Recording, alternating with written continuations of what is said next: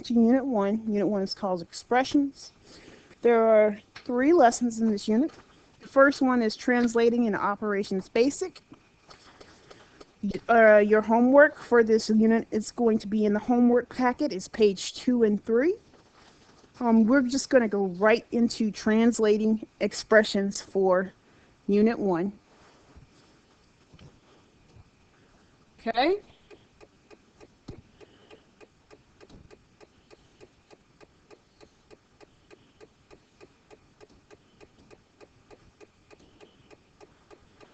So, first things first, when we're translating expressions, our essential question here is, how do I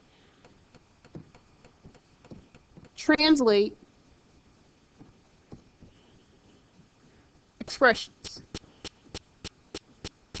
Okay? I want you to think about that throughout. How do I translate expressions? Now, the first part where the first place we want to start is with something called consecutive numbers, or a pair of numbers called consecutive numbers. So consecutive numbers follow each other in order. A good example of consecutive numbers would be just like the set of integers.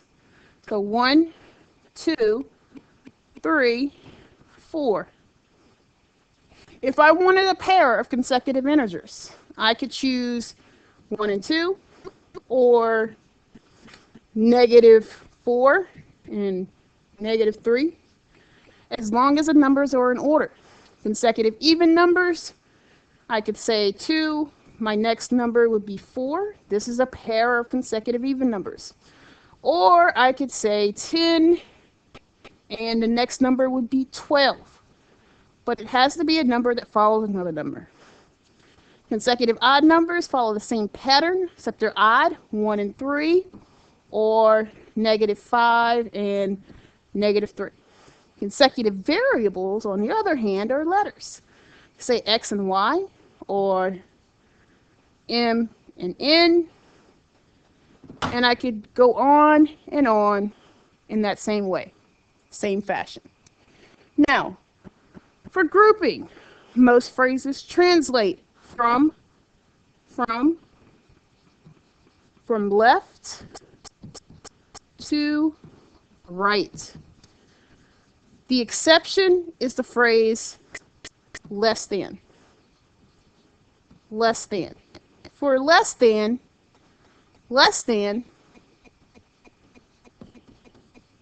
you switch. So if I have 2 less than 5, algebraically it reads -2 plus 5, or you switch 5 minus 2. Algebraically.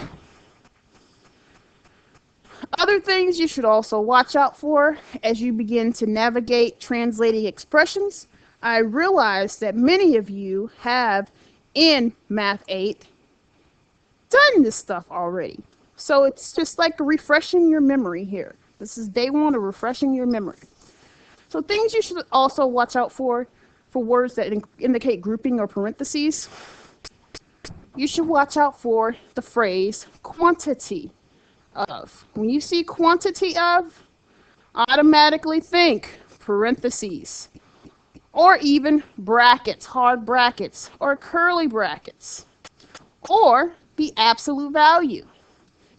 Now, other phrases I want you to get in the practice of using those parentheses for these other phrases. Those would be sum of. So if I say I want you to write an algebraic expression for the sum of 2 and 3, you make sure you not only write 2 plus 3, you put parentheses around 2 plus 3.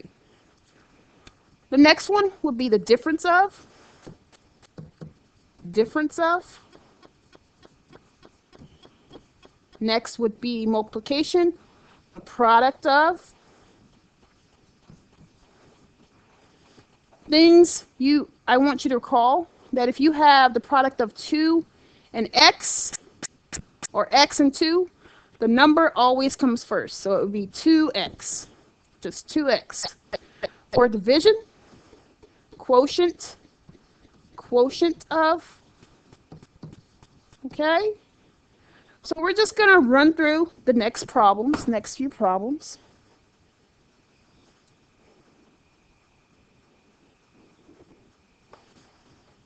I like to put my symbols in first. So 12 minus -8, and put parentheses around negative and its number. The opposite of is minus. The opposite of parentheses. This is another quantity word, so parentheses for opposite. Z minus 5. The opposite of the expression. So the opposite of this expression, Z minus 5. Put a negative out in front. -10 minus the opposite of Y. Okay? The opposite of -x. The opposite of -x. Equals means equals x. 4 less than. You could write -4, or you could just switch the two things. The product of 2 and x is just 2x minus 4. 2 less than r, switch those two positions. R minus 2. 100 decreased by the quantity of x plus 5.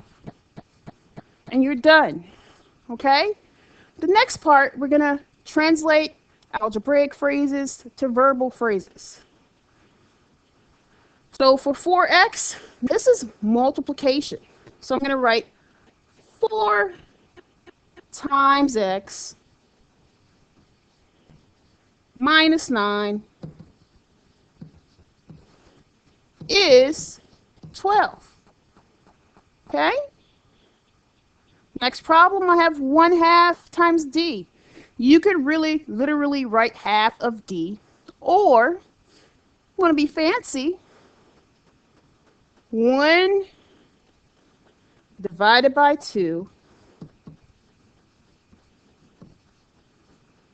times d plus 7, so many words, equals -2 times d. Okay?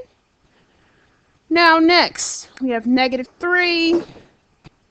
And we're going to use the word sum of here. So, -3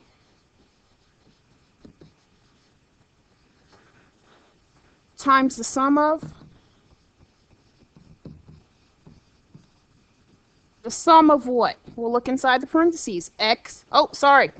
It's not sum of. See, I made a mistake. You have to watch yourself and check closely. That's a subtraction symbol. The difference of x and 8 plus 6 plus 6 is 24. The last problem, we have a quotient on the left-hand side. So, easiest thing for me to do, I'm going to say, start off with the left-hand side, okay? So, I'm going to say the quotient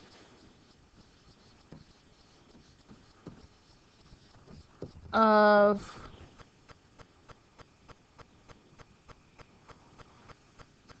2 times y minus 4 and what? And what? What's on the bottom? And 5. And 5. Now, we have an equal sign, right? Is 19 times y plus 2. And if you notice, in each case, I went from left to right. I kept it simple. Now, the next part of your notes is the order of operations. Okay? But first, look at the words in the math translation words. You're going to need to use these words in order to complete your homework and other tasks in this class. Do not lose it. Don't be afraid to use it. Now, for the order of operations, our essential question is, how do I use the order of operations? Well, first, mathematicians, they've agreed on an order of operations so that everyone solves the same problem the same exact way. The same exact way. And as a result, if everybody solves the same problem the same exact way, yes, we skip some steps, but typically we end up with the same answers. So basically, the order of operations, the order in which we do things when we're solving a problem or evaluating this series of operations, this order is always necessary. There's never a time when it's not necessary. Okay? Now, the problem with PEMDAS is it's incomplete. It's incomplete. You know, we often, as mathematics teachers, tend to forget we include parentheses, but we tend to just leave off brackets, hard brackets, curly brackets, any number to a power that's not squared, so a number to a power other than the square or the cube. We tend to forget and just kind of keep out of our minds square roots as well as the cube roots of numbers. Okay? But we're going to keep those in mind as we move forward because you're pretty smart kids. So first, how do I multiply a coefficient? Well, we're going to get to that of a number. We're going to get that in the problem that we're about to do. So the first thing we do, we focus on, when we look at a problem, a string of numbers and operations, we look to see if there's any parentheses. And that could include hard brackets, curly brackets, and even the absolute value symbol. So looking at the problem on the right, please identify any numbers inside of a parentheses. If you look, you have 5 minus 3. 5 minus 3 is 2. And everything else comes down and surrounds this number from left to right. Now the next step in the order of operations is to evaluate numbers with exponents. The way I like to deal with exponents is I like to get to the point where I'm multiplying.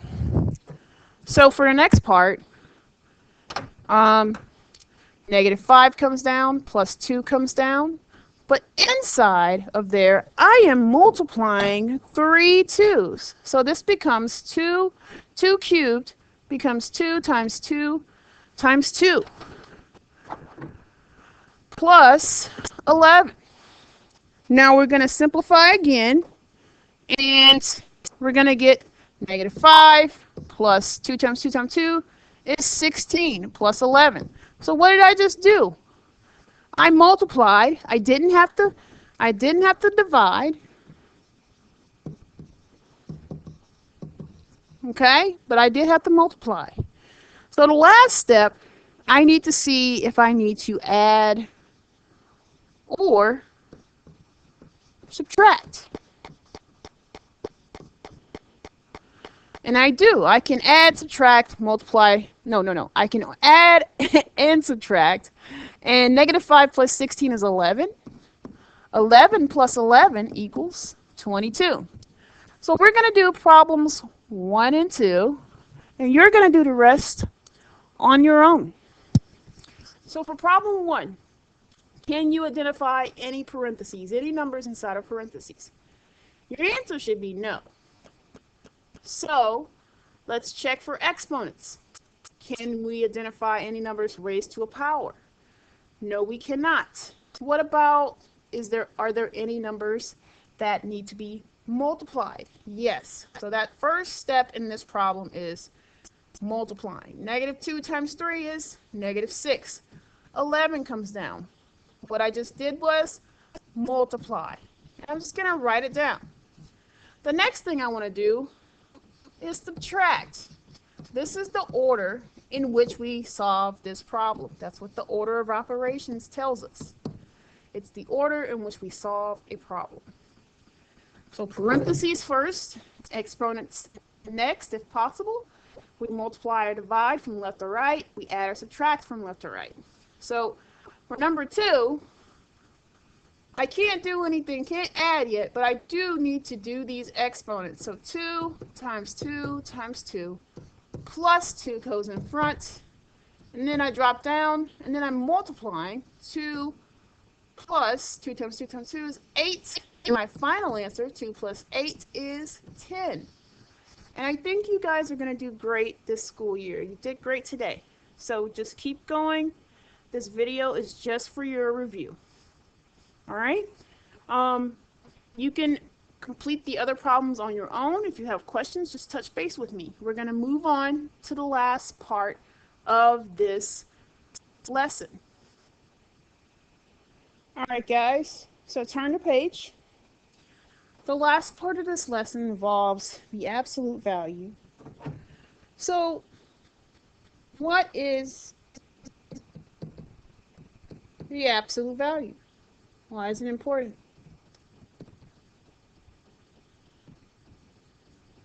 Okay, so I'll read the definition. So the distance between the origin and the point representing a real number, or in other words, the number of units between a number and 0. So basically, the symbol for absolute value looks like a railroad track. What we're looking for when they're asking you about absolute values, it's like, what is the distance? What is the distance? What is the number of units of a number from 0? So we always have a starting point of 0. How many units is -6 from 0? You count. 1, 2, 3, 4, 5, 6. -6 is 6 units. 6 units. Then ask yourself, how many units is 0 from 0? 0. How many units is -6 from 0? 6. Same thing. It's a trick question, guys. So be careful. I tried to trick you. Okay? For the next part, we're going to use a graphing calculator to find the absolute value of number. So my graphing calculator is not working, but that's fine. We're going to just go ahead and finish up this part of the lesson. Okay? So what we're going to do is do what's inside of the absolute value bars. So absolute value is like a parenthesis, so do what's inside first. -2 minus 5 is -7. The absolute value of -7 is 7 units. The absolute value of 17 is 17. The absolute value of -23 is 23. Now, watch out for negatives in front of the numbers. Take care of the numbers inside first. So the absolute value of 43 is 43. So my final answer is -43. What's inside? -72. The absolute value is 72. And I have a negative outside. So the answer is -72. Now for the next part, I want you to think about what we've been saying. The absolute value of a number is the measure or the number of units away from 0. It's the measure of the number of units of a number away from 0. So what values inside of an absolute value bar could equal 5? So what number has a distance of 5 units away from 0? Well, if I go to the left, I start at 0, go to the left, count to 5. 1, 2, 3, 4, 5. I find that number, that solution, is negative 5. If I go to the right, starting at 0, 1, 2, 3, 4, 5. That answer is 5. So the truth is, there's always, I'm going to use this symbol, it's called there exist. It's shorthand for there exist. Two solutions to all absolute values except when absolute value of x equals 0. Okay? Absolute value of some expression equals 0. All right? We're going to see that eventually as we move on. Now, the last part, the absolute value symbol, just the railroad track, works like a parentheses. If there is an operation, say plus, minus, times, divide inside the symbol, you have to do the operation first. You have to do the operation first, or inside, and then take the absolute value. So what I mean by that, look at the first example. The absolute value of 6 minus 19, well, that equals negative 13 inside. And then I take the absolute value, which is 13. For the next one, 19 minus 6 equals absolute value of 13. This equals 13. You need to do what's inside first. The absolute value of negative 12 minus 3 equals the absolute value of negative 15, or 15. 2 divided by negative 4 equals negative 0.5, or 0.5. Negative 9 plus 17 equals 8, or just 8.